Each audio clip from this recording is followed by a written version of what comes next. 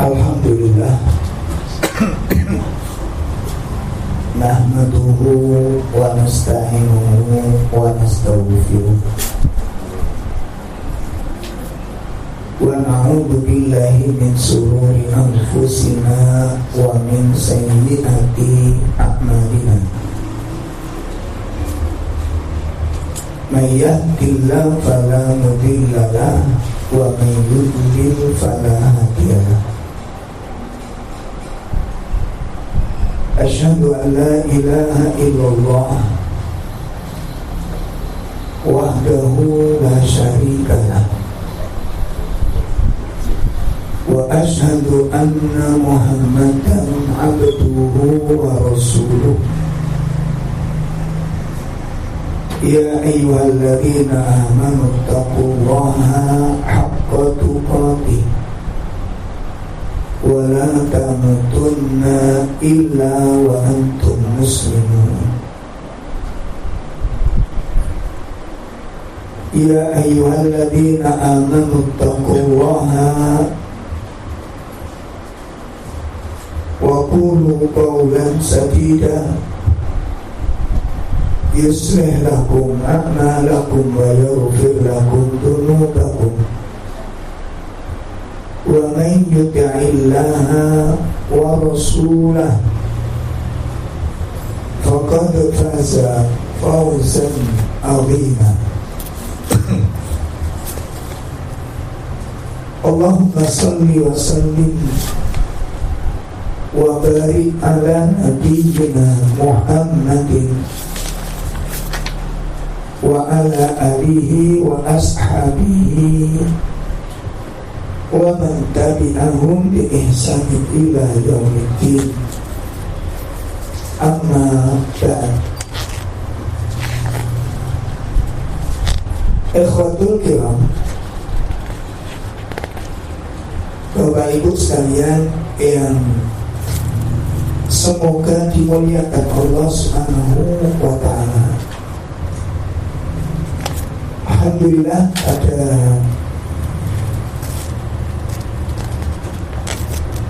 pagi hari ini kita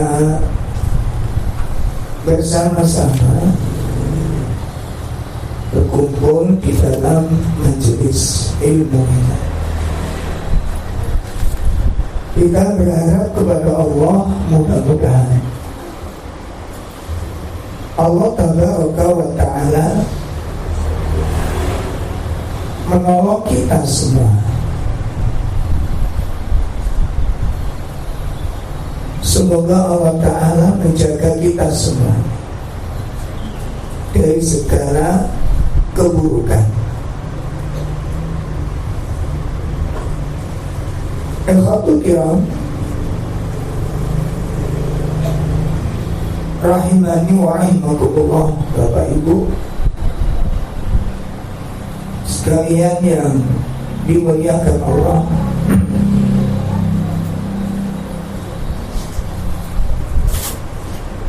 Pagi ini kita akan bersama-sama mengkaji satu tema yang kita anggap ini sangat penting berkaitan dengan bagaimana seorang muslim mampu meraih sikap tertinggi dalam iman, sikap tertinggi dalam amalan qalbu, amalan hati, yakni jalan meraih zuhud, jalan meraih zuhud.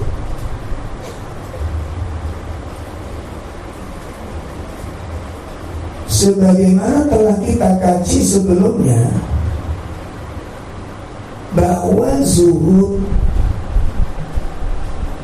merupakan bagian dari amalan qalbu, amalan hati yang paling tinggi, lebih tinggi dari warok, lebih tinggi dari Wah, tingkatannya lebih tinggi dari warok. Sebagaimana disebutkan oleh Imam Ibnu Taimiyah, apa yang dimaksud al-warok? Warok itu adalah tarku ma takhafu dhurarahu fil akhirah. Ya, yang namanya warok itu adalah meninggalkan sesuatu yang kamu takutkan bahayanya. Ya, definisi ini kalau bisa diupayakan dipahami. Ya, definisi itu diupayakan untuk dipahami. Ya, jadi apa tadi warok? Tarku ma takhafu dararahu fil akhirah. Meninggalkan sesuatu yang kamu takutkan bahayanya. Meninggalkan sesuatu yang kamu takutkan bahayanya untuk akhirat. Meninggalkan sesuatu yang kita takutkan bahayanya untuk akhirat. Itu namanya apa? Warok. Nah, itulah yang kemudian dikatakan tingkat takwa yang paling tinggi. Nah, lebih tinggi lagi apa? Az-zuhud. Apa zuhud? Ini sudah kita sampaikan, sudah kita bahas 1 bulan yang lalu. Ya, apa zuhud, Ibu? Apa? Masuk kena krimis tidak apalagi nakal. Itu kena udah. Apa zuhud? Tarku ma la yanfa' fil akhirah. Masya Allah. Tarku ma la yanfa' fil akhirah. Meninggalkan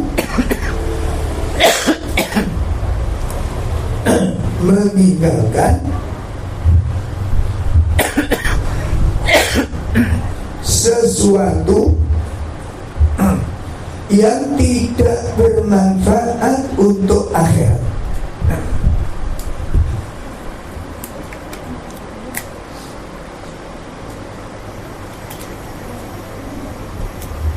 Meninggalkan sesuatu yang tidak bermanfaat untuk akhirat.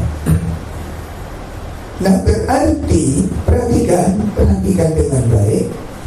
Orang-orang yang memiliki amalan-amalan hati itu akalnya hidup, pikirannya cerdas, sangat cerdas. Kenapa? Karena selalu berpikir antara yang manfaat dengan yang mudarat, antara yang manfaat dengan yang mafsadat. Itu selalu dipikir mana yang manfaat, mana yang bahaya, mana yang baik, mana yang rusak. Sehingga orang seperti ini itu dikatakan cerdas kalau sudah mampu membedakan endi sing manfaat, endi sing orang manfaat. Cerdas. Ya, sehingga Islam ini mengajarkan sebuah kecerdasan hidupnya pikiran. Coba kalau ada orang ya bepergian masukin tas, semua dimasukin tas, ya nggak mikir ini manfaat apa, enggak, ini dibutuhkan apa, enggak. Dan kebanyakan ini orang dalam menjalani hidup, kenapa hidupnya itu berat semrawut? Karena nggak dipilah-pilah. Sing manfaat kui sing di, sing orang manfaat sing di. sing berguna, sing dibutuhkan iku sing pundi, sing ora dibutuhne sing pundi. Itu gak dipilah.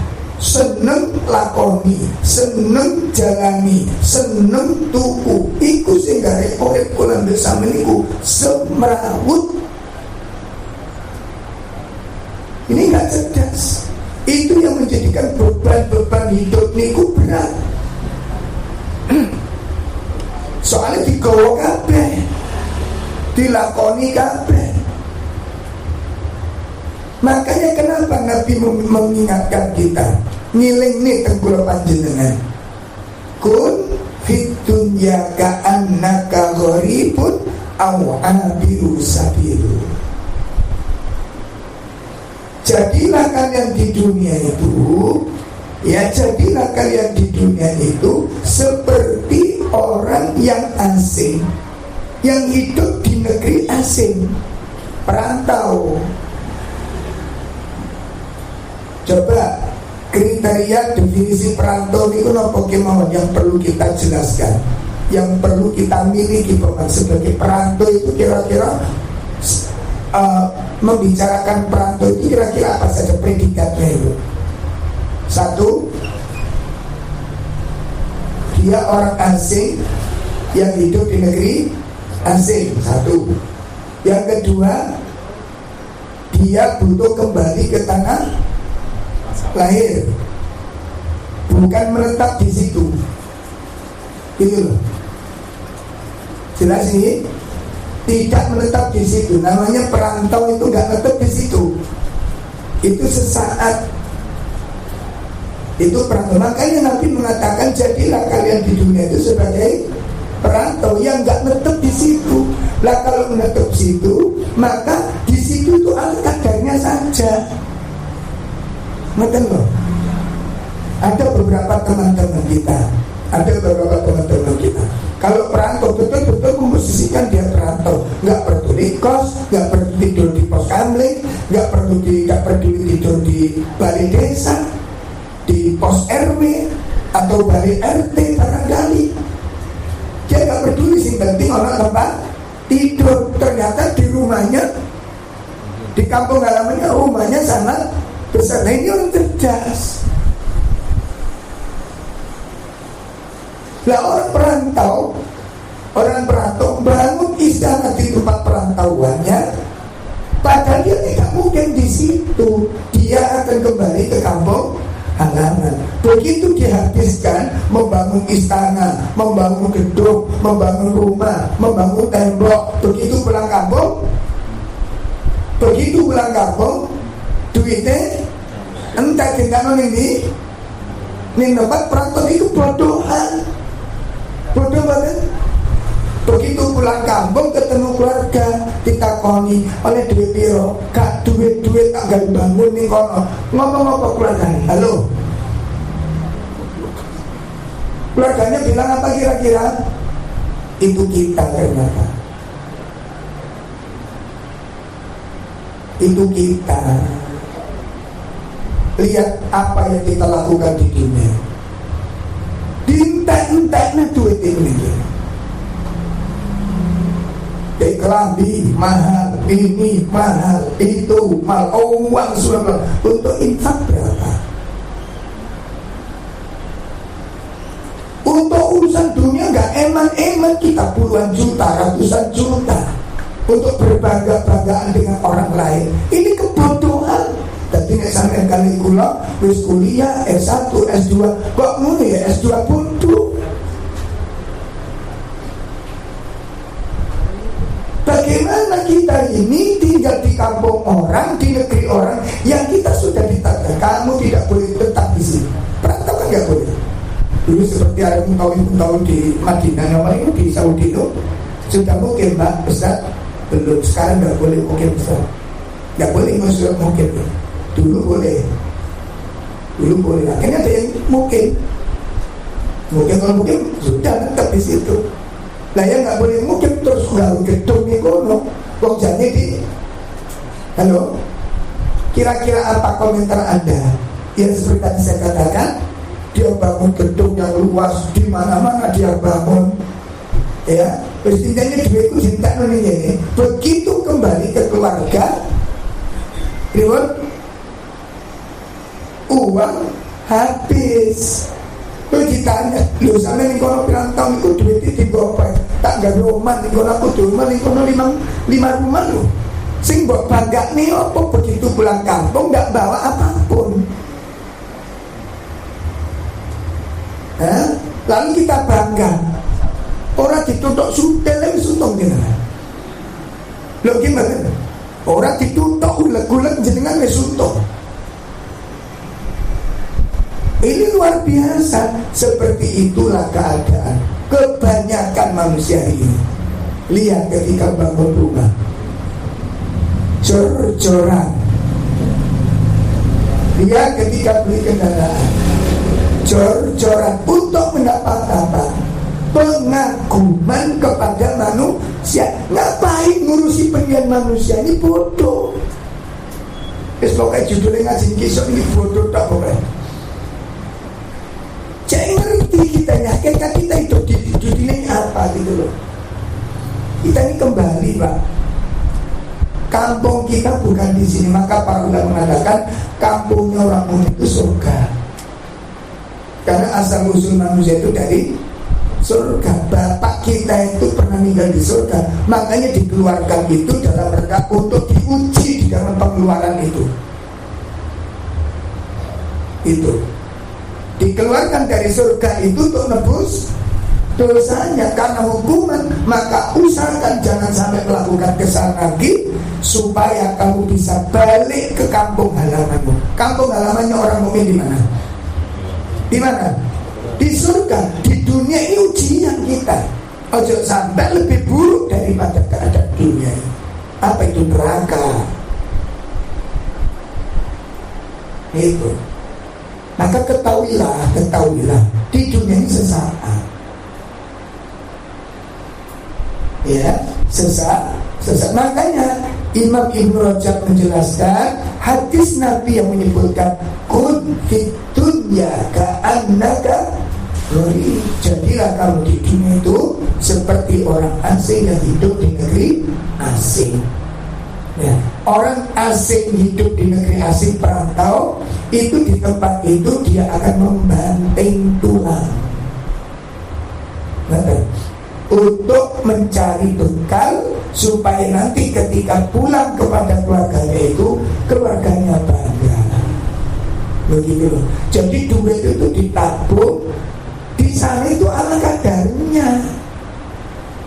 Coba nanti kalau ada dua orang ya kerabat kita, yang satu di sana hidupnya ala kadarnya, karena dia punya cita-cita untuk kembali kepada keluarganya. Yang satu seneng-seneng nih kono, begitu balik nggak punya bekal sama sekali.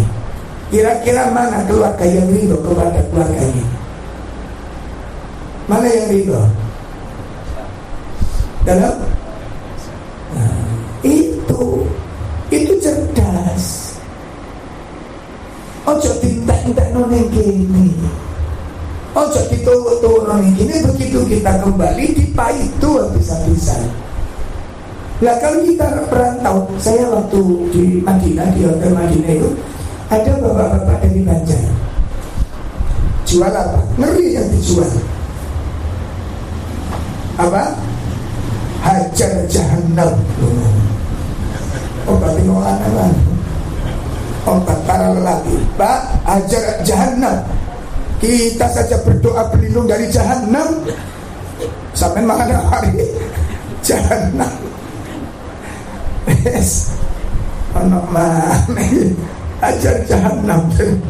Om kita setiap hari Allahumma inna a'udzubika min adzabil Jahannam, ketawa ya.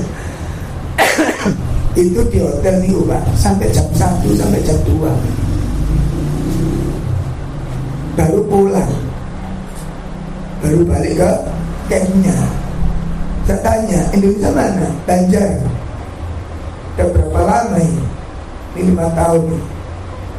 Berapa tahun pulang sekali? Ya 2-3 tahun baru pulang sekali. Ini tiap hari sampai pulang gini. Apa? kerjanya jual tasbih. Kepingin laris itu ya rotok blokodo. Tahu blokodo ya? Tasbih terbuat dari kayu koka asli. Kayu koka itu nopo? Kayu yang dipakai tongkatnya Nabi Musa. Ini kayu koka yang dipakai tongkatnya Nabi Musa. Memang bapak kepingin tuh tongkatnya Nabi Musa langsung luka gak pakai tawar menawar. Mas satu mas, katanya apa mas? Sampai numpak mulai ketika numpak pesawat. Katanya benar lautan. Terus saya tanya itu tadi, kita ini perantau Pak di sini.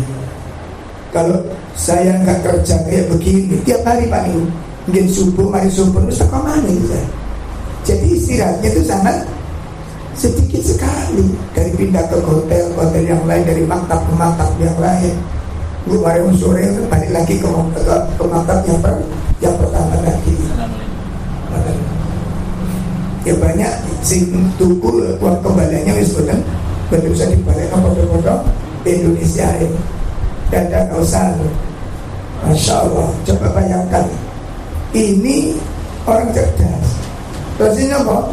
Nah kalau saya kerjanya males-malesan, nanti pulang nggak punya sangu, diusir dari rumah nanti diusir dari rumah nanti, dimarahi sama yang rumah. Ngapain jauh-jauh pulang nggak bawa uang?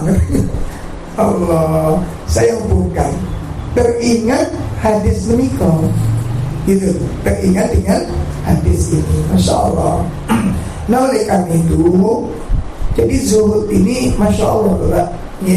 Jadi zuhud itu meninggalkan apa tadi? Kenapa? Zuhud itu meninggalkan sesuatu yang tidak bermanfaat. Nah itulah hakikat target tertinggi daripada Ramadan ini. Dan Ramadan itu kan kita dididik meninggalkan sesuatu yang tidak manfaat. Hati-hati Ramadan ini lagi. Aja wis kayak tahun-tahun dengan penuh kejahilan, dengan penuh kebodohan kita. Ya, sibukkan dengan sesuatu yang sudah jelas manfaatnya. Agendakan dengan Al-Quran, agendakan dengan membaca ilmu, buku-buku ilmu. Ya, baca berita dikurangi, kalau perlu tidak usah didengar 1 bulan. Insya Allah muncul berita ya. Insya Allah. Kok berita itu dulu mestinya benar. Lo kok dinikmati? Buat diperhatikan ya, buat diperhatikan. Nah, jadi zuhud itu kalau dilihat ini persis yang digambarkan oleh Nabi di dalam masalah Ramadan. Apa kata Nabi? Di dalam satu riwayatnya beliau mengatakan laisa siyam minal akal wasyarab. Hakikat puasa itu bukan pada makan minum. Hakikat puasa bukan pada makan minum. Namun apa kata beliau? Hakikat puasa itu adalah minal lagwi.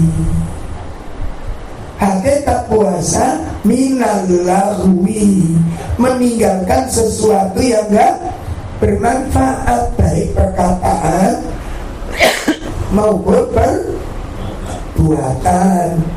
Jadi waktu itu betul-betul di manajemen, di eman-eman. Tenaga itu di manajemen, di eman-eman. Itu hakikat puasa. Ngerti? Tinggalkan sesuatu yang memang sudah jelas-jelas gak ada manfaatnya. Tinggalkan. Ngerti? Jangan disibukkan dengan sesuatu yang gak jelas manfaat, walaupun itu menyenangkan.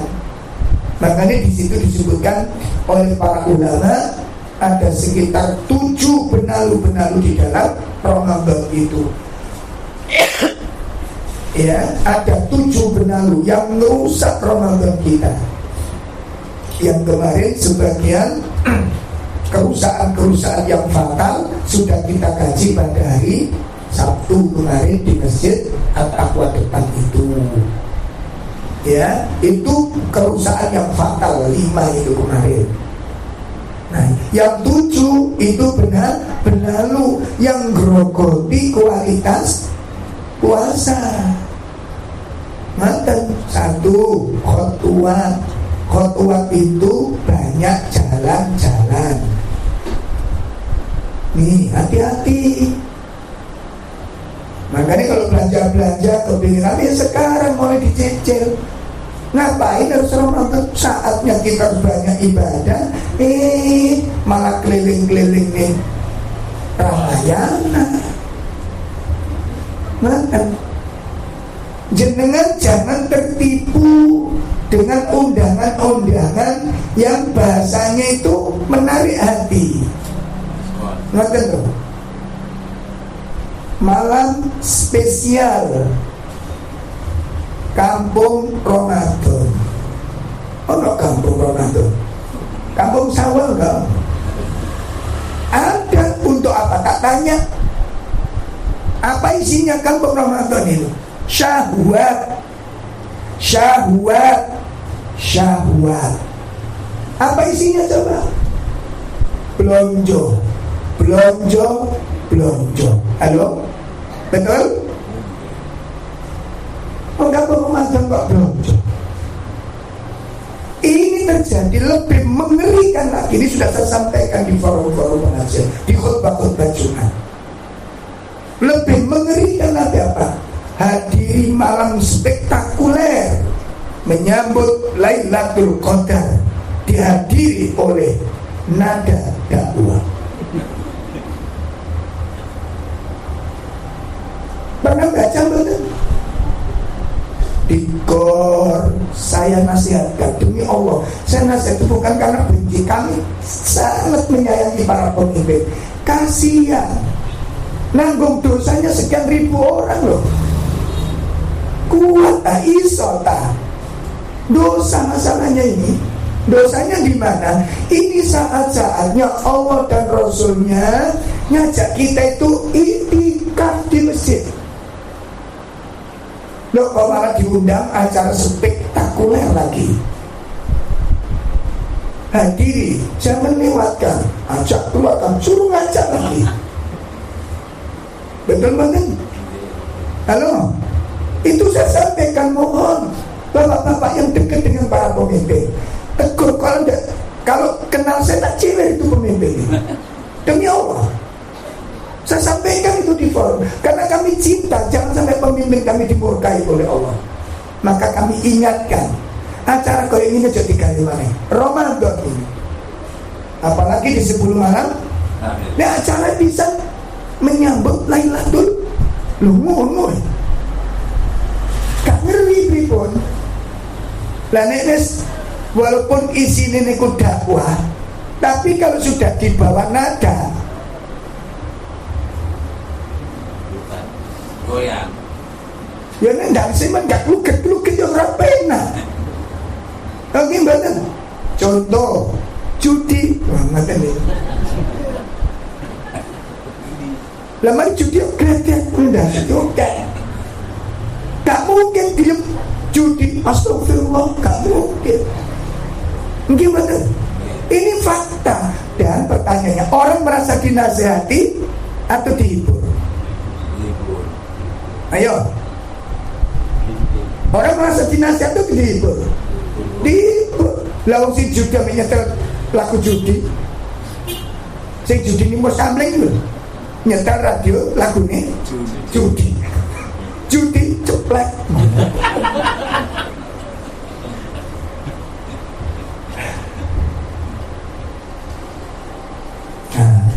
Jadi mengandung syubhat namanya. Isinya bagus, kenyataannya Nah, bila kamu mau berjudi, itu nyanyian setan. Kalau kamu mau mabuk-mabukan, itu nyanyian setan. Dan terus lanang wedok gandengan, itu setan itu kan haram. Tapi dalam adegan filmnya gandengan pegangan. Walaupun di situ didapuk suami istri yang soleh dan soleh, tapi kenyataannya suami istri bukan. Suami istri bukan. Tunggalin jenengan ini keblobok sing jenenge sinetron religi. Keblobok sinetron religi. Judulnya Sajadah Bertasbih ora iso.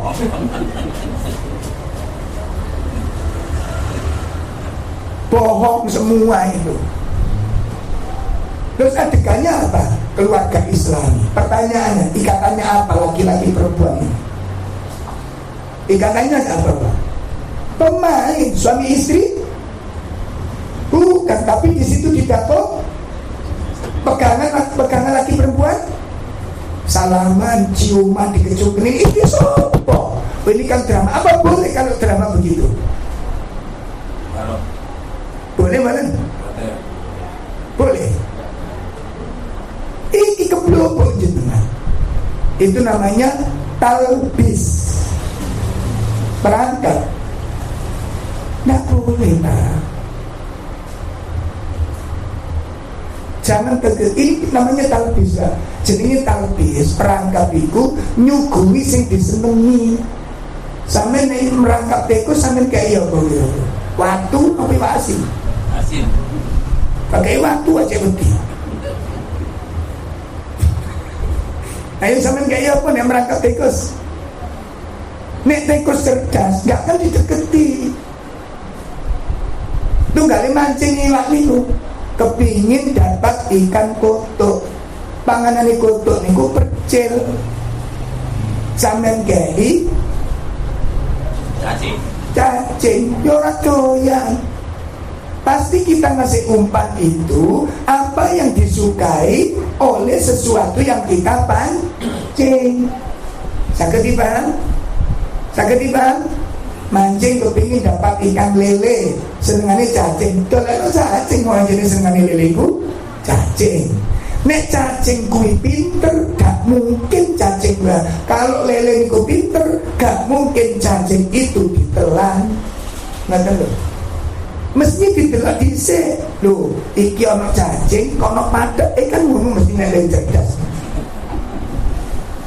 Nggih lho. Dasar lele niku yo gak sekolah.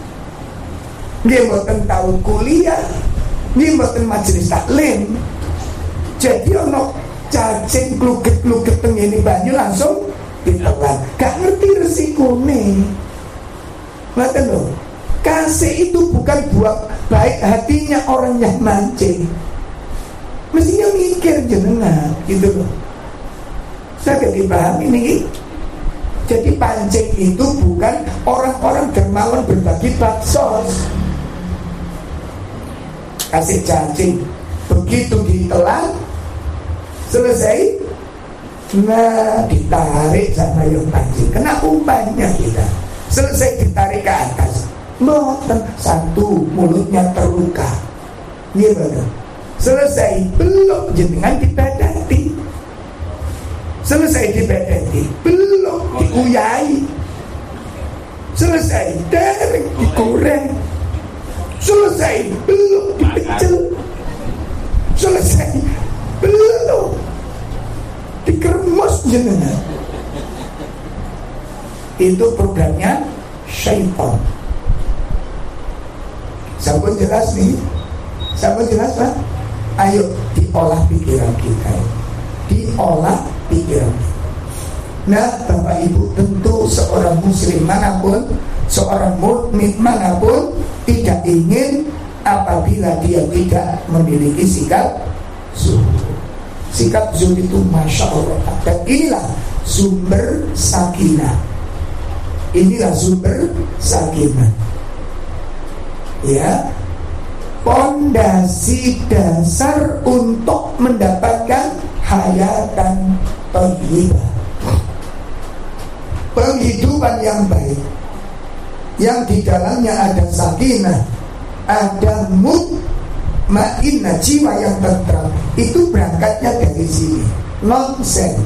Kalau di dalam jiwa kita tidak ada zuhud, tidak ada wara', tidak ada qanaah, sifat tenang, hidup tentram, sakinah itu tidak akan kita pernah dapatkan. Walaupun kita bergelimang dengan kenikmatan, walaupun urusan-urusan dunia mudah dengan materi kita, selama belum punya sifat-sifat ini, tidak akan ketenangan, ketentraman itu bisa kita dapatkan. Ketentraman jiwa, ketenangannya itu berangkat dari sifat zuhud. Nah sekarang pagi ini kita akan membahas 4 pilar. 4 pilar. Bila seorang mukmin dan muslim ingin mendapatkan derajat zuhud ini, 4 pilar.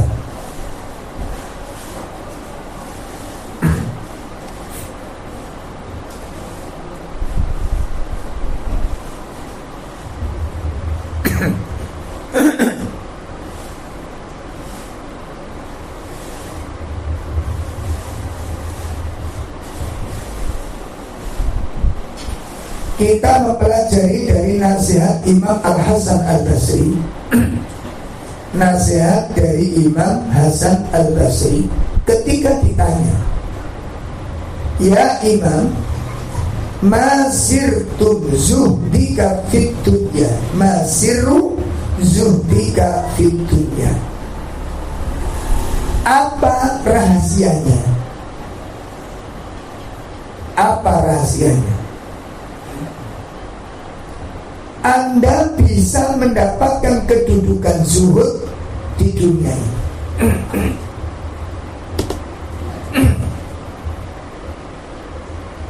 Apa rahasianya? Anda mampu meraih sikap zuhud di dunia ini. Maka beliau menjawab, arba'ah, ada 4 kuncinya. Ada 4 pilar agar Allah karuniakan sikap zuhud di hati seseorang. Masuk mau nggak masuk? Oke, masuk. Ada 4 pilar.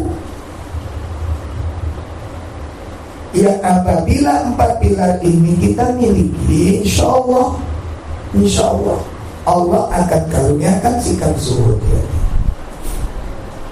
Dan ini semuanya Pak, mengolah, meracik akal pikiran kita antara perpaduan 2 perkara, ilmu dan keyakinan. Saya ulangi, ini racikan, perpaduan, gabungan antara ilmu dan keyakinan. Antara ilmu dan keyakinan. Ilmu yang kuat itu menghasilkan sebuah keyakinan. Ilmu yang kuat itu menghasilkan sebuah keyakinan. Nah, keyakinan diperoleh dari mana kan? Ilmu yang kuat. Ilmu yang kuat menghasilkan sebuah keyakinan. Nah, makanya adanya analisis keilmuan itu menghasilkan sebuah prinsip dan keyakinan. Yang pertama, pilar yang pertama, alimtu, kata Imam Hasan Al-Basri, alimtu, aku tahu. Aku tahu, artinya aku yakin. Aku yakin anna rizki, bahwasanya rezekiku, rezeki yang Allah berikan kepadaku, lan ya'khuduhu ghairi, Aku yakin, aku tahu bahwa rezeki yang Allah berikan kepadaku tidak akan diambil oleh orang lain.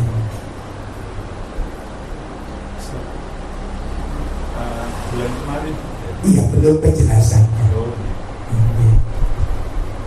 Ini yang pertama.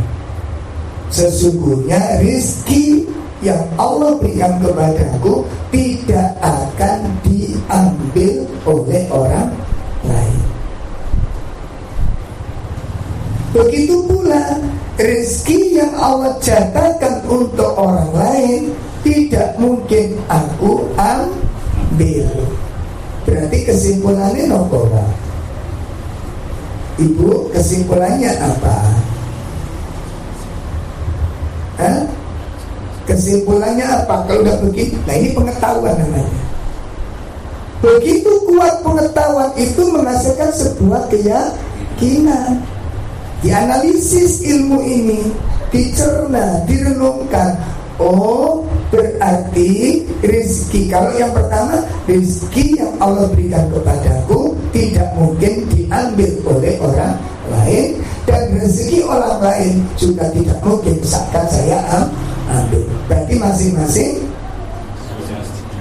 masing-masing sudah mendapat rezeki jatahnya masing-masing. Itu pelajaran kesimpulan satu. Itu kesimpulan satu. Yang kedua apa? Yang kedua, Allah membagi rezeki. Allah membagi rezeki. Itu ngawur, suka-suka Allah. Ya, suka-suka Allah, atau dengan ilmunya dan hikmahnya. Menurut keyakinan kita, Allah bagi rezeki. Tadi yang sudah kita yakini yang pertama, yang bagi rezeki siapa? Dan masing-masing pasti diberi Allah sesuai dengan rezeki masing. Maka ketika membagi rezeki sama pada Allah bagi rezeki antara yang satu dan yang lain sama pada. Nah, waktu Allah membagi itu suka-suka ngawur. Satu misal rezeki dipegang oleh Allah terus dilemparkan sak jatuh-jatuhnya. Abdul Rauf kebagian 10%. Ya, Pak Adam kebagian 50%. Agak gemuk kan? Nanti Pak Jarot kebagian 75%. Nanti Pak Dion 5%. Makan. Nanti Dokter Zainul sekian persen. Jadi dilempar suka-suka Allah, nanti kejatuhan sakarepe atau ditentukan oleh Allah. Ditentukan oleh Allah. Menurut keyakinan. Gimana, Pak? Dilempar Allah sak jatuh-jatuhnya, atau Allah bagi sesuka hatinya, atau Allah membagi itu dengan ilmu dan hikmahnya. Kira-kira yang mana? Ini ujian cocok soalnya. Retok sing lulus itu nih. Terus ini keyakinan Pak Sol. Supaya apa? Supaya nanti tidak ada lagi pertanyaan dalam hati kita. Kenapa aku nggak pernah diwawo sama duit? Pernah nggak kalimat itu nyeletuk di pikiran seseorang? Pikiran tadi bro, kalau aku ini nggak tahu diwawo duit. Oh no ay. Ya sudah nggak ada uang, sering sakit. Iya, kok kasih soge-soge sing? Oh kok dungannya lek ya? Itu kan celutuan-celutuan yang seliwer-seliwer di dalam dunia alam. Alam apa ini? Alam gaib. Betul apa enggak? Kenapa si bulan itu begitu gampang sekali dapat rezekinya? Watuk metu duwe, wahid muncrat duwe, umbelen metu duwe. Uang ini wis kadung diwawu duit. Iki wingi umroh keluargane dibudalno kabeh. Linganane maratuane mari dibangun omah dibudalno maneh. Aku nyekel duit kait 100.000 anakku mencret. Peristiwa itu terjadi apa enggak? Begitu kita menyaksikan begitu, pikiran kita diam atau komen? Komen apa diam? Komennya baik apa jelek? Iku ngaji-ngaji. Kenapa? Berarti kan kita belum mengenal siapa Allah. Makanya saya tanyakan, Allah membagi rezeki itu suka-suka Allah atau dengan ilmunya? Sama dengan ketika Allah memberikan ujian. Ada dua pertanyaan yang sering saya dapatkan, Pak Ustaz. Satu, kenapa kok saya yang selalu diuji? Nek sampean oleh pertanyaan ini jawab piye? Pak, nek menurut sampean Pak, kenapa kok aku yang diuji? Jawab piye? Ya wis meneng ini. Jawab piye? Semuanya diuji. Kesabaran dan kenikmatan. Itu satu pertanyaan. Kenapa kok saya yang selalu diuji? Yang kedua, sampai kapan ujian ini berakhir?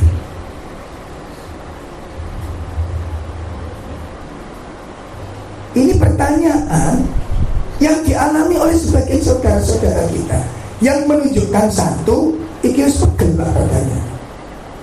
Pertanyaan itu keluar itu karena di dalam hati sudah sulit untuk nampung.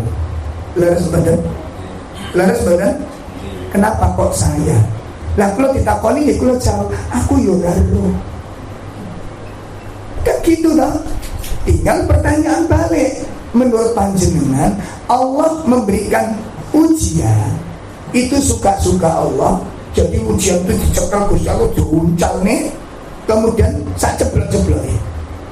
Satu diuji dengan kemiskinan, satu diuji dengan sakit, satu diuji dengan suami yang bermasalah, satu diuji dengan istri yang bermasalah, satu diuji dengan anak-anak yang bermasalah, satu diuji dengan menantu yang bermasalah. Enggak sama ujian. Itu cara Allah memberikan itu suka-suka Allah atau dengan ilmu dan hikmahnya? Apa jawabnya? Sebelum bisa jawab, kita tunggu jawaban. Sampai itulah hantar deh. Ayo. Suka-suka Allah. Suka-suka Allah. Tapi ngawur berarti Allah. Pernah baca Innallaha maha ngawur? Pernah nggak baca terjemah begitu? Allah maha ngawur. Begitu. Pernah ketemu satu ayat aja? Pernah ketemu enggak? Oh enggak, berarti nggak ngawur Pak. Loh, ada kan kita nggak kenal siapa Rob kita ya. Ada ayat Innallaha alimun hakim. Kadang intinya dua sifat dua nama itu sifat Allah. Itu sifat Allah. Makanya kita kadang-kadang gregetan gitu loh. Lah ya jarine nggo Quran niku wong iman niku dikek rezeki. Wong iman niku dikek penghidupan yang baik. Dicintai Allah kok uripku sengsara. Lah tonggo iku ngaji ora. Salat ora. Oh malah lancar kabeh rezekine. Apa Gusti Allah salah alamat? Nah pertanyakan saja, Allah waktu ngirim rezeki itu pakai Google apa enggak? Ngapunten, saya acak-acak begini.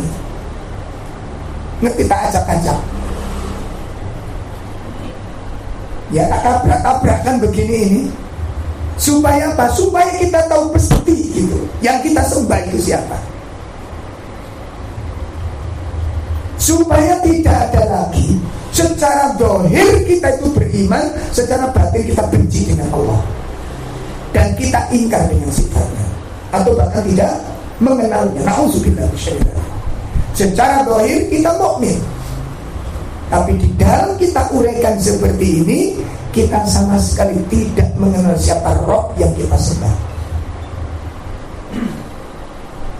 Seperti ketika kita doa, nggak cair. Ada begitu? Ada tuh? Ada mengenai riwayat, ya Imam, innallaha yaqul. Kata takon itu dalil dhisik, Pak. Allah Subhanahu wa ta'ala berfirman, ud'uni astajib lakum. Berdoalah kamu kepadaku, aku akan kabulkan. Bagi ibu-ibu yang sedang diuji, lalu berdoa sampai 1 bulan, 2 bulan, nggak dikabulkan, seperti utang piutang, duit seret, dodol macet, kemudian berdoa, dodol tetap macet, kayak buka gerimis, ngerejek. Kemarin saya jual pentol, beli pentol.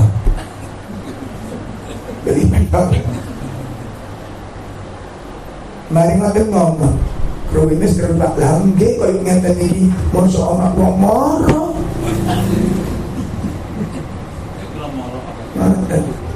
Masa anak wong moro, ngoten kula itu tersinggung, Pak.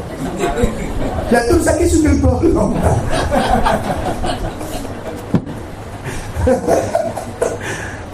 Ya Allah, gitu Pak. Ada 3 di situ, ada 2 orang sama temannya. Nih kok ngerwecek lagi beri angge. Mau mulai asar loh Mas. Waktu itu kasih budak itu maju beri budak murah.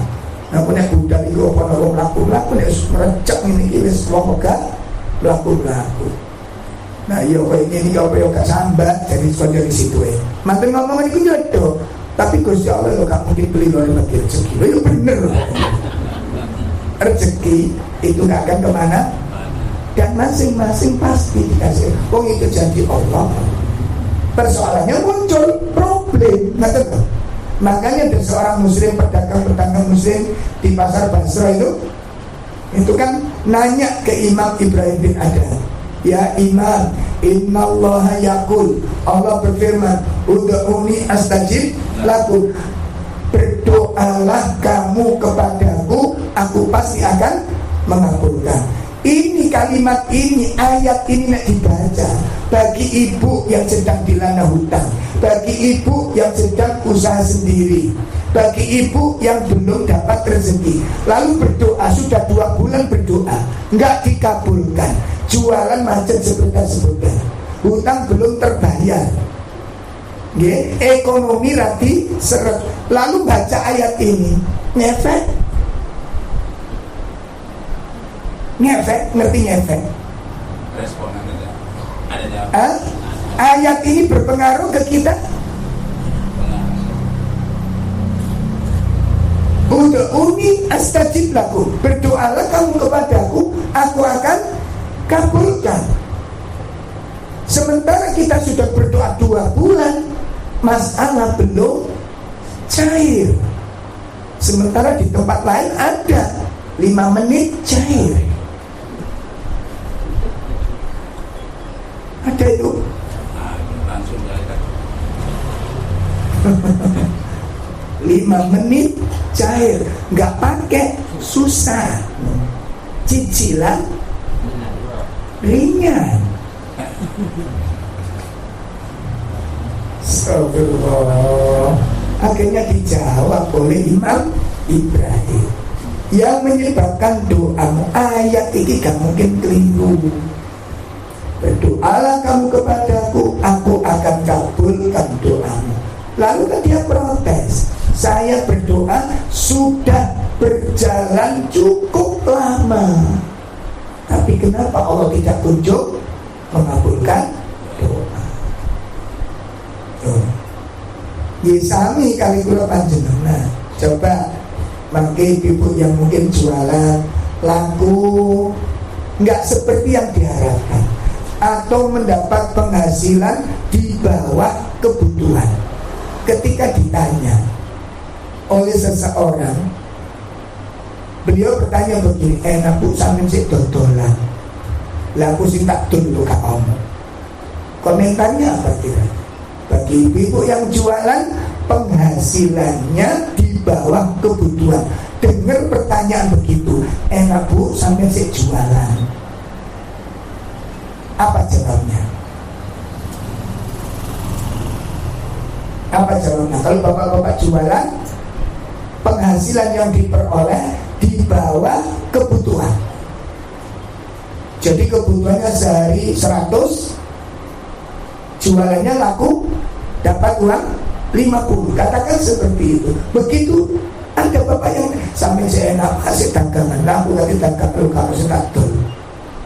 Komentarnya apa? Komentarnya apa kira-kira? Atau bapak-bapak dapat pensiun, pendapatan pensiun jauh di bawah kebutuhan, nyedok sampai si lumayan, si oleh pensiun, lagi 13 ya, nyambut gaya rok-rok asem, jadi no asem tak rok, asem tak rok. Ya jawabin apa? Yang sering kita dengar alhamdulillah begitu, atau piro mas, piro bu penghasilanku. Kalimat itu secara manusiawi wajar, secara syariat niku kufur. Sakit dipaham? Secara manusiawi wajar, secara syar'i kufur. Nah, kalimat kufur itu yang mengunci pintu rezeki. Sakit dipaham? Sakit dipaham? Bagaimana supaya terbuka rezeki? La in syakartu la azidan.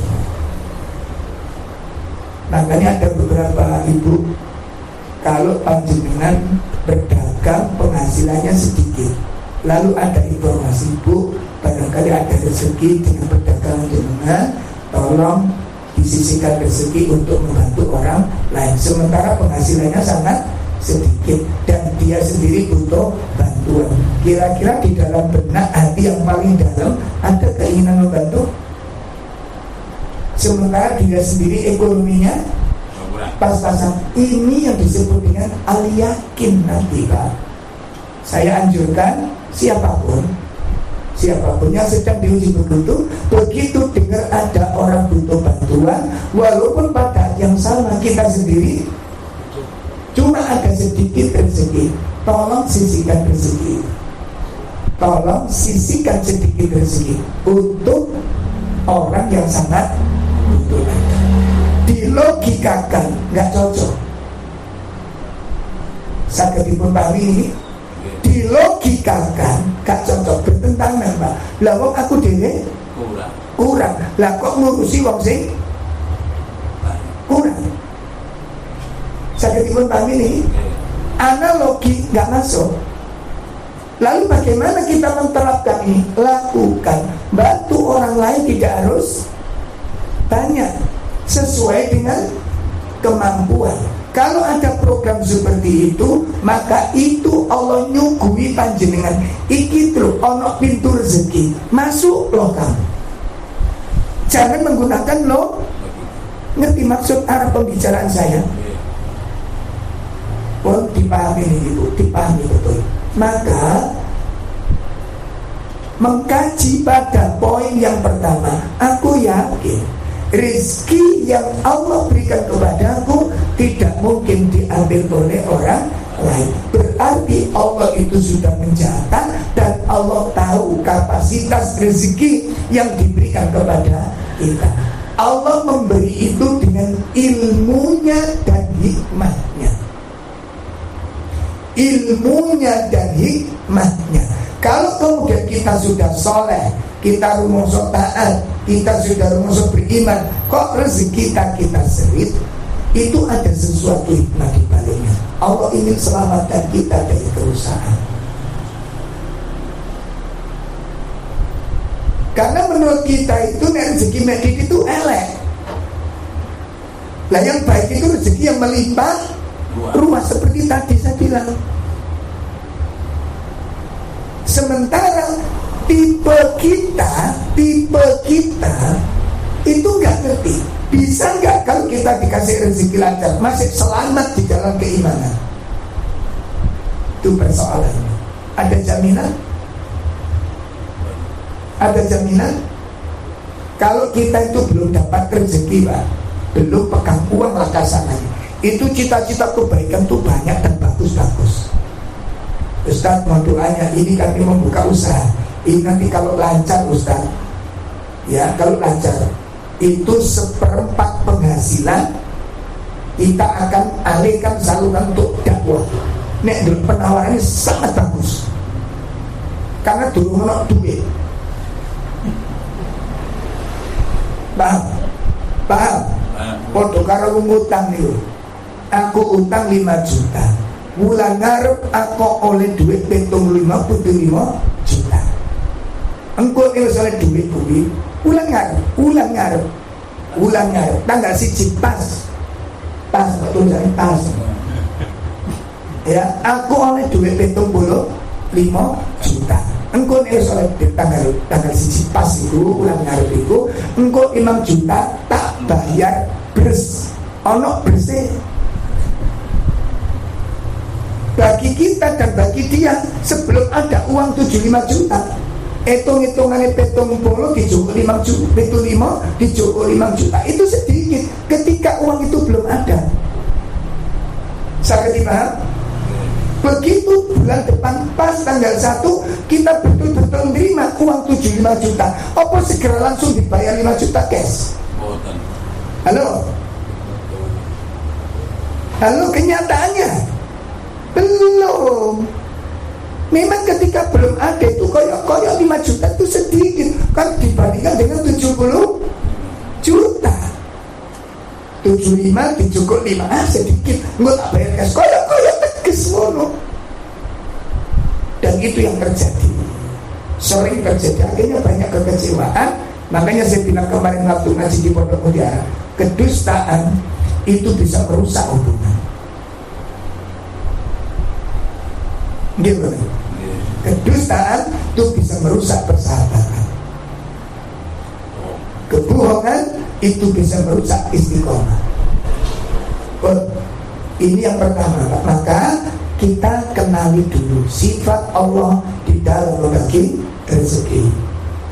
Allah membagi rezeki gak mungkin keliru, dan Allah membagi rezeki gak ngawur. Allah membagi rezeki dengan bermacam-macam cara, dengan bermacam-macam corak, dengan bermacam-macam bentuk. Itu karena Allah hikmah supaya kehidupan ini jalan. Kalau orang itu dikasih rezeki sama, lalu kita artikan itulah keadilan Allah. Ini kebodohan kita terhadap Allah dan kehidupan. Sekarang begini, coba pagi ini panjenengan masing-masing dapat uang 1 miliar pagi ini. Habis subuh ada uang jatuh ke depan rumah kita 1 miliar. Pagi ini Sidoarjo akan lumpuh. Percaya nggak? Yang jual sayur libur, yang jual air libur, pembantu pulkam, sampah libur. Kenapa? Wes nyekel duit 1 miliar, ngapain ngusungi sampah? Pagi ini lumpuh Sidoarjo. Bu, sampai jualan. Oh, wes oke, Mbak.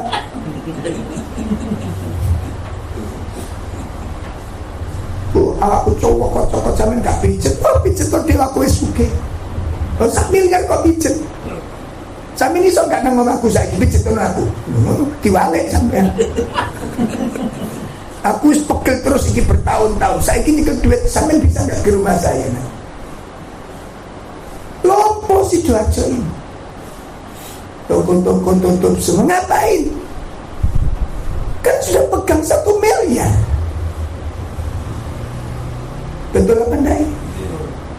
Pembantu ingkes baju nih Pak Padi pulang bisa dicurahkan. Sopo kelem dikongkon terus. Saya membuka perusahaan di rumah, perusahaan pembantu. Miliar. Sopir pulang, driver pulang, tukang kebun pulang, lumpuh pagi ini segala. Kenapa hari ini bisa jalan? Karena Allah berikan rezeki yang berbeda. Leres? Leres? Lalu kawat diri karena oleh rezeki titik kawat diri. Ketok ono rezeki titik wis pola iki lho kakek ya. Pola. Kakek bola. Nggih kakek pola. Insyaallah. Dibuka ayat-ayat tentang masalah tersebut. Pertama, Masya Allah, ini penting banget, penting banget.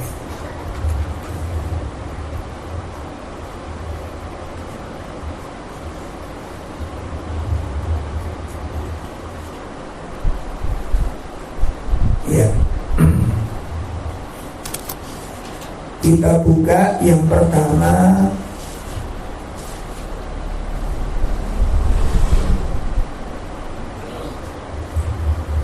Bagaimana Allah membagi rezekinya, insyaallah.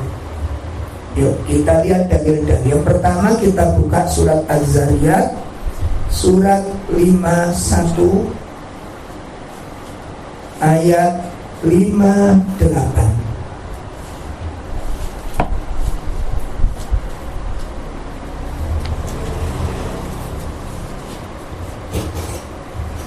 Surat 51 ayat berapa tadi? 58. Allah Subhanahu wa ta'ala berfirman, Innallaha huwar razzaqu dzul quwwatil matin. Iya. Sesungguhnya Allah dialah Maha Pemberi rezeki yang mempunyai kekuatan lagi sangat kokoh. Nah, di situ ada kalimat Innallaha huwa ar-razzaqu. Ar-razzaqu. Ya, ar-razzaq. Allah memberi rezeki. Allah ar-razzaq. Ar-razzaq itu artinya selalu memberikan rezeki, enggak pernah berhenti memberikan rezeki, enggak pernah memberikan, terus memberikan rezeki.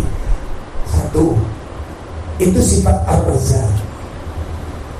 Ya, nanti ada beda lagi ar-razi. Ar-razi. Allah sama pemberi, jadi beda lagi. Seperti Innallaha ghafurun rahim, ada al-ghaffar. Al-ghafur maha pengampun. Kalau ghaffar terus menerus memberikan ampunan, nggak pernah berhenti Allah berikan. Seperti kita dosa itu nggak pernah berhenti dosa, maka Allah juga tidak pernah berhenti memberikan ampunan. Maka setiap kali melakukan dosa segera mohon ampun kepada Allah.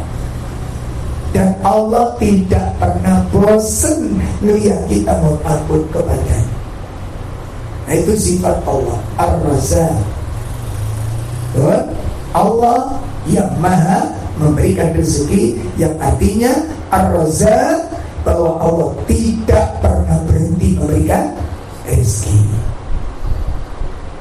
Yang kedua, dalil tentang rezeki kita buka surat Hud.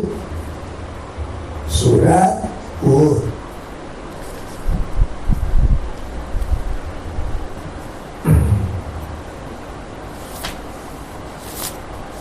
Surat berapa ibu? 11 ayat 6. Surat 11 ayat 6.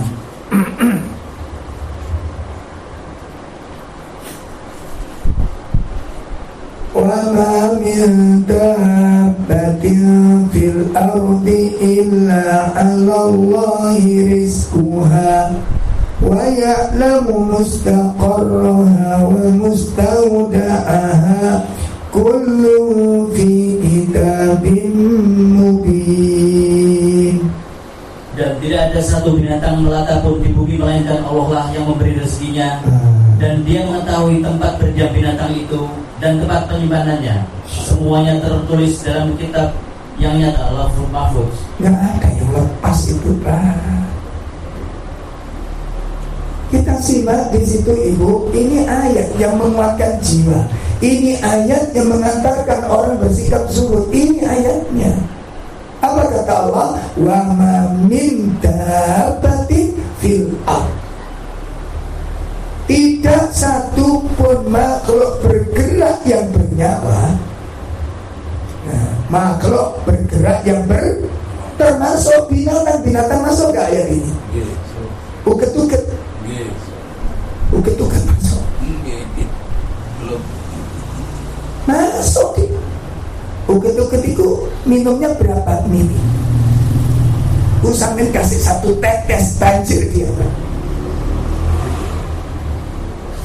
Allah kasih rezekinya dan Allah tahu betapa kebutuhannya. Dan Allah tahu tempat penyimpan. Dan Allah ajari cara mendapatkan.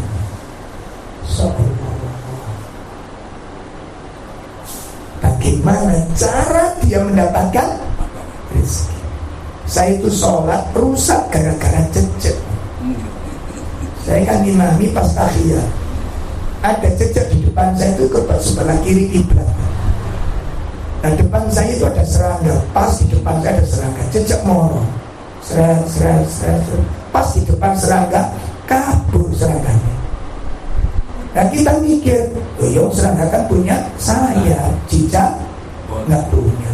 Lu tadi itu nggak putus asa terus terjun, sampai. Diam saja di situ ya, namanya cicak. Kehilangan serangga mangsanya tadi. Begitu diam, tiba-tiba Allah kirimkan serangga yang lain masuk. Berarti ku pasti irungi lah. Langsung dilap-lep, lebih kenyang. Saya sholat itu kacau gara-gara ini. Ya Allah, kalau rezeki tidak akan hilang satu, datang yang lain. Rezeki itu macam-macam bentuknya. Cuma harus ada keyakinan. Keyakinan ayat, gak mungkin ayat ini salah satu, gak mungkin ayat ini expired, gak mungkin ayat ini keliru, ayat ini hak. Berarti seluruh makhluk sudah sambut, sudah dijamin, masing-masing sudah pasti dijamin. Gak mungkin Allah salah alamat. Gak mungkin orang salah Allah, salah pengiriman. Gak mungkin. Masing-masing sudah ditetapkan Allah mendapat masing-masing. Ya, makanya orang-orang tua dulu, Pak, namun ini dalam dunia pernikahan, wong tuwek-tuwek dia kuwi nek nikah, duwe anak loro, iku durung temen nikah. Belum dianggap serius. Baru serius itu minimal punya anak berapa? 5. Lah saya gitu anak 5 dikira kecil ya. Wana wakil mencret istrinya. Kita yakin dan itu kita pakai. Orang tua dulu kita rezeki ini uang itu harus tanggung Gusti. Enggak mungkin kalau nggak kasih tahu. Wa ma min dabbatin fil ardi illa 'ala Allahi rizquha. Allah yang jamin setiap makhluk bernyawa di muka bumi itu pasti Allah tanggung rezeki. Enggak mungkin, enggak mungkin ada di sana. Contohnya kalau kita itu ketemu orang yang serakah, ya. Kalau kita meyakini ayat ini, Pak, orang serakah kayak apapun, dia tidak akan menikmati kekayaan kecuali yang sudah ditetapkan Allah. Keserakahannya itu tidak akan melampaui apa yang sudah ditetapkan Allah. Saya paham? Contoh, satu misal si rakus ini rezekinya diberi 75% oleh Allah. Terus dia meraih dengan kerakusannya sampai 150% dia dapat.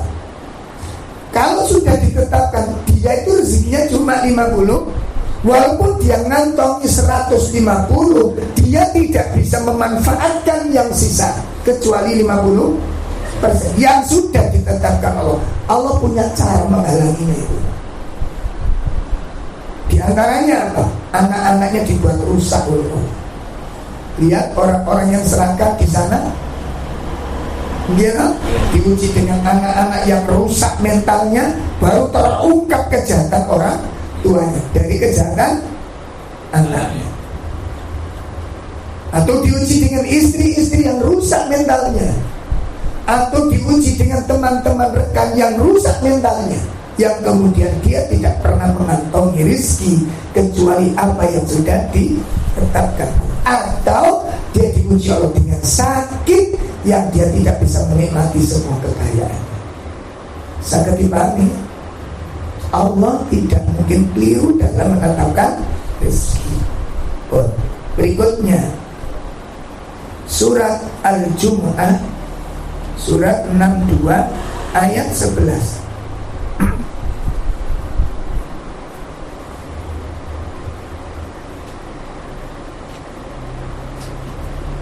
Surat 62 ayat 11. Wa idza ra'aw tijaratan aw lahwan faddu ilaiha, ya, aw lahwan faddu ilaiha wa tarkuka qa'ima Qul ma indallahi khairum minal lahwi wa minat tijarah wallahu khairur raziqin. Dan apabila mereka melihat perniagaan atau permainan, mereka bubar untuk menuju kepadanya, dan mereka tinggalkan kamu sedang berdiri berkhutbah. Katakanlah, apa yang di sisi Allah adalah lebih baik daripada permainan dan perniagaan, dan Allah sebaik-baik pemberi rezeki. Wallahu khairur raziqin.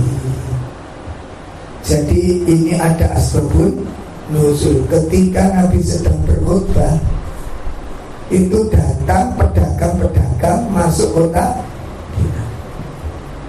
Nah, begitu melihat perdagangan datang, beberapa sahabat yang kaya membawa perdagangan yang bermacam-macam di sana, maka sahabat berhamburan meninggalkan majelisnya Rasulullah untuk menyongsong perdagangan ini tadi. Nah, ada pula yang permainan, yakni ketika ada orang pernikahan dengan mengeluarkan segala tontonannya. Akhirnya sahabat-sahabat juga meninggalkan majelis Rasulullah untuk melihat hiburan tersebut. Dan itu merupakan tabiat dasar manusia. Makanya makin wayai ngaji, kadang-kadang dikain nonton bal-balan, wayai nonton bal-balan, wayai perdagangan dinonton. Dan di situ disebutkan oleh Allah, wallahu khairur raziqin. Terakhir, kita buka sebuah hadis Nabi SAW yang diriwayatkan oleh Imam Abu Dawud, Imam At-Tirmidzi. Nabi SAW menjelaskan, Innallaha huwal musa'irul qabid al-basit ar-razik wa inni la arju an alqallaha wa laysa ahadun minkum yutalibi bimaglamati fidami walamal. Apa kata Rasulullah sallallahu alaihi wasallam bersabda, sesungguhnya Allah yang maha pantas, sesungguhnya Allah yang maha pantas menaikkan dan menurunkan harga. Allah yang pantas menaikkan dan menurunkan harga. Dialah yang menahan, ya, dialah yang menahan dan yang melapangkan rizki. Al-Qabid Al-Basit, Allah yang menahan dan Allah yang melapangkan rezeki manusia. Kapan diberikan? Kepada siapa diberikan? Bentuknya rezeki apa? Itu sudah ditetapkan oleh Allah. Sudah ditetapkan oleh Allah. Masya Allah. Masya Allah. Allah yang pantas menaikkan, menurunkan harga, dan Allah yang menahan dan melapangkan apa? Rizki terhadap Allah yang melapangkan dan menahan rizki dari manusia. Maka di sini bapak-bapak, ibu-ibu harus diyakini, harus betul-betul diyakini bahwa setiap makhluk, setiap hamba sudah dicantumkan rizkinya sesuai dengan ketetapan Allah, dan Allah Maha Tahu. Allah Maha Bijak di dalam memberikan dan menahan apa yang diberikan oleh Allah Ta'ala. Nah, bapak-bapak, ibu-ibu, inilah yang dipahami oleh Imam Hasan Al-Basri. Sesungguhnya aku yakin rezeki yang Allah berikan kepadaku tidak akan diambil oleh orang lain. Oleh karena itulah fatma'anna qalbi lahu, maka hatiku tentram.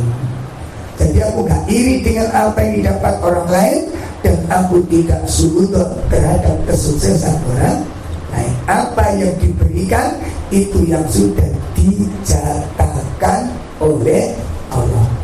Catatan penting. Satu, catatan penting kita. Satu,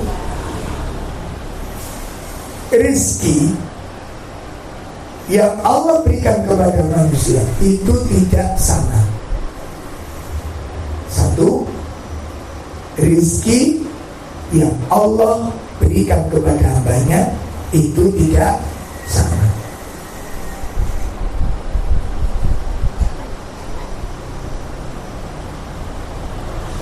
Ini yang pertama. Yang kedua, catatan penting kita, rezeki dari Allah itu tidak hanya satu jenis. Rezeki dari Allah itu tidak hanya satu jenis.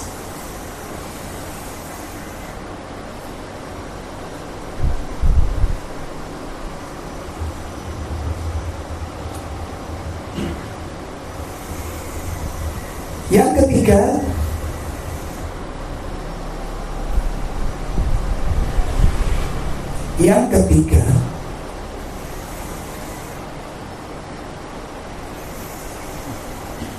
Allah Maha mengetahui.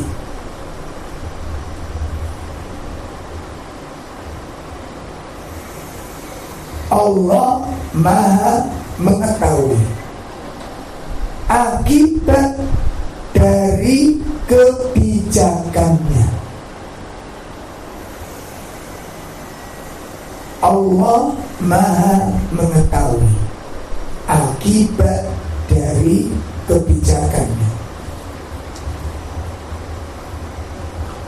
Sedangkan manusia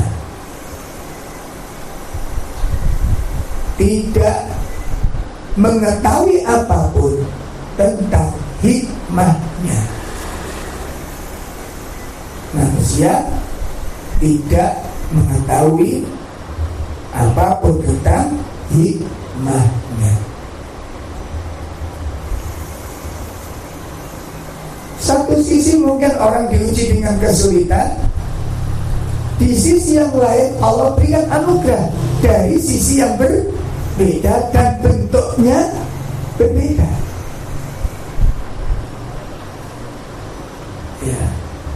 Contoh, ada sebagian kita diuji dengan tidak ada yang mencarikan nafkah kecuali diri sendiri. Seperti ibu yang diuji oleh Allah dengan suaminya sudah meninggal, dia harus kerja sendiri. Ya, melihat dari sini sengsara dia. Di sisi yang lain dia diuji oleh Allah, anak-anak yang ahli ibadah. Dia gak neko-neko, dia gak nuntut ibunya dengan tuntutan yang aneh-aneh. Dia beribadah kepada Allah Subhanahu wa ta'ala dengan baik. Bukankah itu rezeki yang jauh lebih mahal daripada sekedar rupiah yang dikumpulkan dan lancar, kemudian diuji oleh Allah dengan anak-anak yang durhaka, yang tidak diberikan iman di dalam hatinya. Atau ibu ini diuji oleh Allah dengan sulitnya ekonomi, tapi Allah jaga dia dari penyakit-penyakit yang mengerikan. Bukankah itu rezeki yang lebih mahal? Bukankah itu rezeki yang lebih mahal? Saya dulu ada teman di Ketintang sana, seorang pejabat, tapi makan tiap hari ini yo telo nih. Tiap hari Pak, dia kena asam urat. Jadi di sekujur tubuhnya itu keluar benjolan-benjolan sak pentol-pentol bakso yang sedang itu, seperti bola pingpong, segitu besar. Itu seluruh kujur tubuhnya tiap hari. Jadi kaki itu sudah penuh Pak, muncul penuh sikil, kakinya, tangannya, punggungnya mau dibuka ke saya. Jadi benjolan-benjolan itu memenuhi. Ini nggak pernah dioperasi, pernah diambil. Itu kerasnya seperti gaje yang sangat keras. Jadi ini gaje, cuma sangat keras, pernah diambil Pak. Ini kan diambil Mas di saraf-saraf tertentu, nanti bisa lumpuh total. Kalau kita jarno ae seperti korek ngono dari itu. Jadi makanya tiap hari ini nopo telo niku telo rambat niku Pak. Tiap hari konsumsinya niku. Jadi yo perlu tenang. Tapi apa iki dengan makan ini perkembangannya itu napa niku menahan berkembangnya penyakit ini. Katanya ngoten. Wallahu a'lam. Ya, di antaranya ya terapi yang dilakukan. Ditambah lagi apa sih lebih mengerikan? Istrinya durhaka. Jadi di rumah 3 hari, 4 hari di Jakarta. Dan sing lanang loro iki jenenge ora. Rezeki apa musibah? Halo? Rezeki. Oh, rezeki. Astagfirullah. Apa itu rezeki? Apa itu rezeki? Baik Bapak Ibu,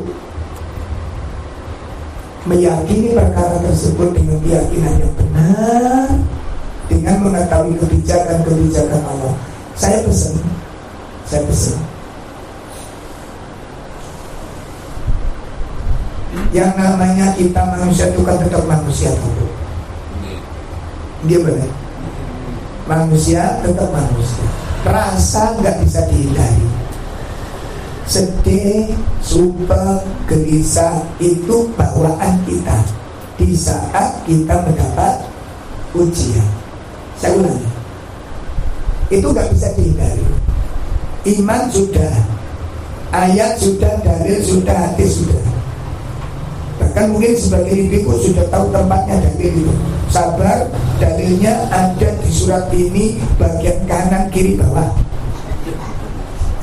Kalau hadis ini ada di dalam hadis kitab Muslim, ada di sebelah kiri paling atas, halaman sekian. Mungkin dengan sebagian tahu seperti itu. Tapi begitu datang ujian, kanan bawah, kanan kiri lah kabeh. Kenapa? Kita terbawa oleh rasa. Saya ketimbang ini nggak bisa kita hindari.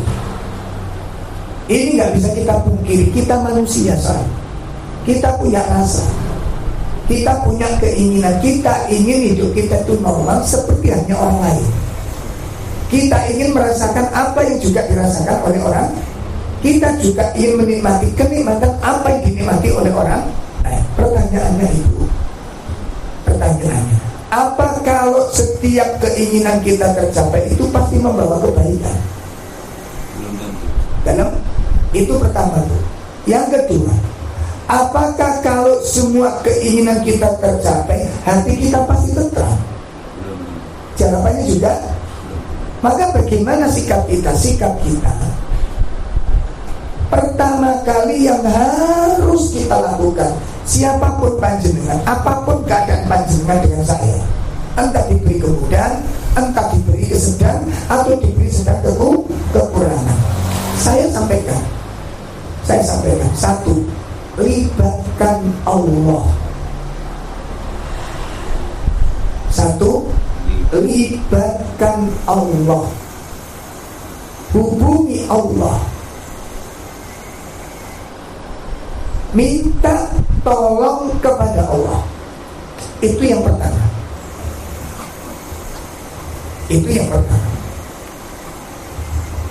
Nah, di dalam melibatkan Allah ini, di dalam minta tolong kepada Allah, kenapa kok ingin kita ambil langkah pertama? Satu, karena Allah Al-Mudabbir. Satu, kenapa kok kita melibatkan Allah sebagai langkah utama? Karena Allah itu Sang Mudabbir. Kenapa Mudabbir? Yang maha mengatur. Satu itu. Yang kedua, kenapa kita kok libatkan Allah? Kenapa kok kita minta tolong kepada Allah? Karena Allah yang menguasai hati kita. Hati kita nanti sedih, hati kita nanti senang, hati kita nanti lapang, hati kita nanti sempit, hati kita nanti tersenyum, hati kita nanti menangis. Yang atur siapa? Allah. Dua dasar ini yang mendasari kenapa kita harus libatkan Allah. Satu apa tadi? Kenapa ibu? Allah yang mengatur. Allah yang mengatur. Ini terjadi apa enggak? Nanti jadi sengsara apa enggak? Nanti jadi bencana pada Allah yang ngatur. Harus yakin dengan itu. Yang kedua apa tadi?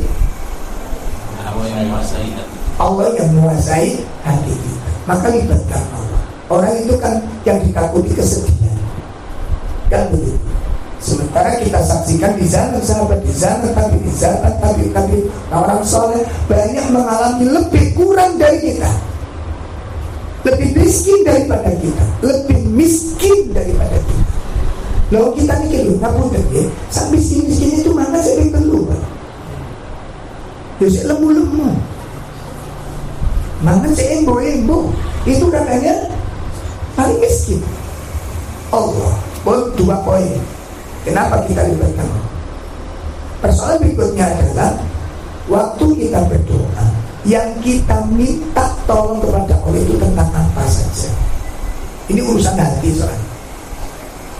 Sekali lagi Bu, kuatkan dalam masa doa, kuatkan dalam doa. Nah, apa yang harus kita konsumsi dalam doa itu? Pertama, mintalah kelapangan hati. Satu apa? Mintalah kelapangan hati.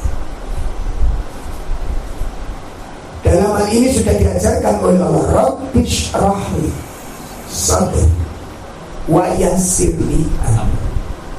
Doa yang dibaca yang serius, yang sungguh. Ya Allah, lapangkan hatiku, mudahkan urusan. Lapangkan hatiku, mudahkan urusan. Itu doa yang pertama. Minta tolong kepada Allah supaya diberi dua perkara ini. Yang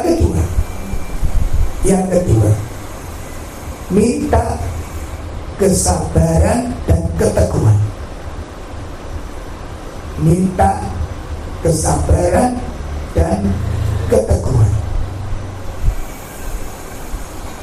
Doanya, Allahumma afiq alaina sabra wa sabbit aqdamana. Minta kesabaran dan keteguhan. Minta yang sehingga Allah berikan aku kesabaran atas kekurangan ini, atas musibah ini, atas hal buruk ini. Berikan aku kesabaran dan keteguhan. Walaupun hati kita kurang, Allah tenangkan hati kita. Yang otak-atik hati siapa? Yang otak-atik hati siapa? Yakin dengan itu. Jangan cuma yo opore. Coba Apalagi sambat ke orang, sing disambati malah melu sambat. Tenan nih. Seperti orang cerita kelemeng-kelemeng sikil, ya Allah, ono apa nih? Sikilku sing temen iku, ringiku gremet-gremet ning telapak kaki. Engko awan titik ning betis ta, mlaku mudi. Iki mangkat ini geger. Terus itu katakan. Sing diceritani sampean sik ngono. Makanya gak usah. Sing diceritani malah serem ceritane. Enggak sampean diceritani malah suntuk mari cerita. Enggak dapat solusi. Jangan. Hubungi Allah. Yang kedua minta apa tadi? Nanti kepingin dapat redaksi doa itu di surat Al-Baqarah ayat 250. Rabbana afrigh alaina sabran wasabbit aqdamana. Ya Allah, anugerahkan kepadaku kesabaran dan keteguhan hati. Oh, itu yang kedua. Surat Al-Baqarah berapa? 250. Doa yang ketiga.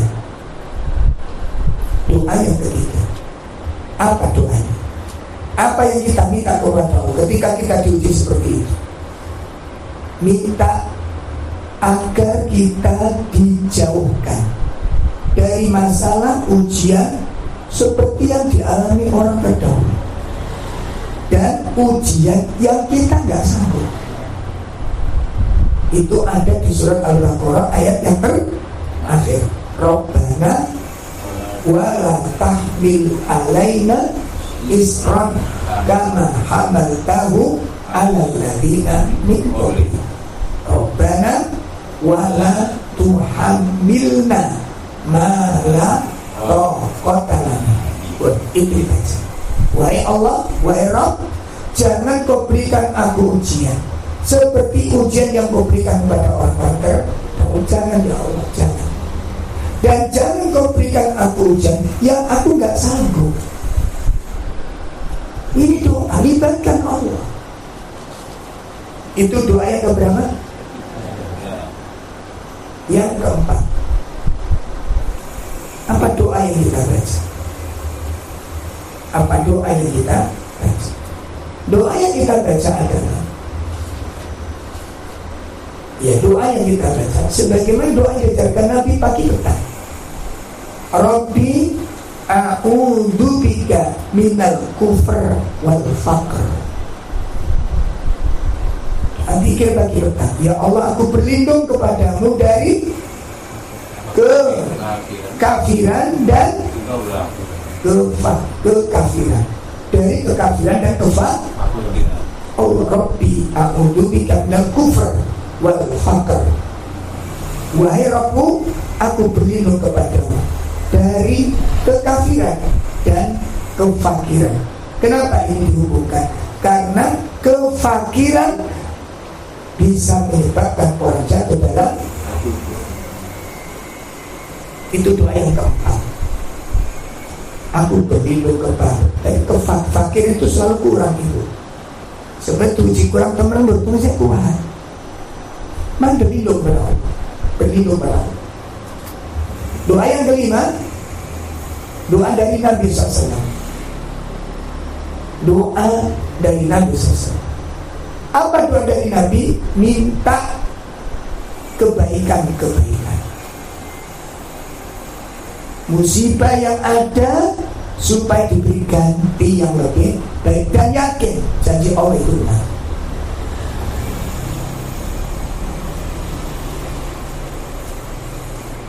Dan yakin janji Allah itu pasti benar. Minta ganti kepada Allah setiap kali dapat musibah.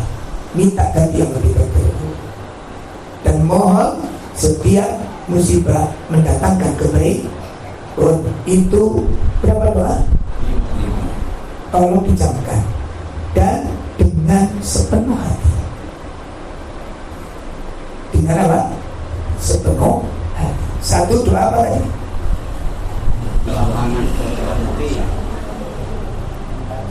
Satu minta kelapangan. dan kemudahan. Dua, apa? Kesabaran dan ketakwaan. Kesabaran dan ketakwaan. Yang ketiga, supaya dijaga dari ujian yang tidak sanggup dibawa. Yang keempat, berlindung dari kekafiran dan kefakiran. Fakir itu bisa jadi orang itu punya harta banyak tapi nggak merasa puas, itu fakir. Kemudian berikutnya, supaya diberi kebaikan, betul-betul dicamkan dan dipenuhi hayatan. Tidak mungkin Allah telantarkan kita semua. Tidak mungkin Allah telantarkan kita semua. Baik Ibu, Bapak, ini pintu pertama, pilar pertama untuk bisa meraih sikap zuhud. Semoga bermanfaat. Kurang lebih mohon maaf yang sebesar-besarnya kita cukupkan. Sallallahu ala Nabi Muhammad. Subhanakallahumma wa bihamdika asyhadu an la ilaha illa anta astaghfiruka wa atubu ilaik. Assalamualaikum warahmatullahi wabarakatuh.